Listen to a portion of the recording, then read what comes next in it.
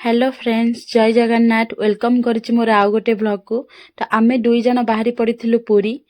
तार मोर बहुत time हेलानी discussion करथुली कि केबे आमे पुरी जिबा केबे आमे पुरी जिबा। तो से बिजी हेला बेले मु फ्री थिली, मु फ्री हेला बेले से बिजी थिला। तो सेति पई फाइनली से जेहेतु मो रूम को आस्थिला त आमे दी जन डिसाइड करथिलु जिबु बोली पुरी। तो बहुत माने खुशी लागु थाए कारण जग्गा को देखिया पई किए खुशी न हुए।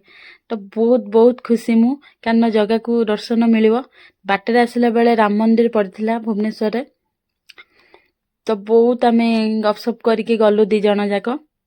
डायरेक्ट कटक रु पुरी बस मिली नथिला तो सेति पे आमे भुवनेश्वर पड़े आसिलु। भुवनेश्वर रु आमे पुनी पुरी बस धरथिलु कारण ए बस टा छाडियो को लेट थिला बट सीट पई आमे आगुतरा बस पड़थिलु। भुवनेश्वर रु पुरी टाइम तो लागिबो सेति पई आमे दी जण सोई पड़थिलु टिके। संडे दिन ड्यूटी छुट्टी थाए बोली मु रूम रे सोई पड़े बट ए संडे तो आमे दी जण पुरी पळी आसीचु। कुहंती कि बाट मंगला को आग दर्शन करिकी पुरी ठाकुर को दर्शन कले शुभ होइताय। सेति पई आमे तो बस रो ओल्हेई परिबुनी तो एइठु आमे देखि कालिया डोरी लागिला बोली आमे दुई जण आसी पुरी जगन्नाथ को देखि पारिलु।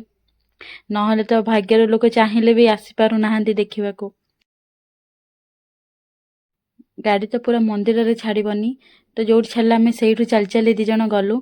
तो फाइनली आमे श्री जगन्नाथ को भेटिलु। एते खुशी मन रे एते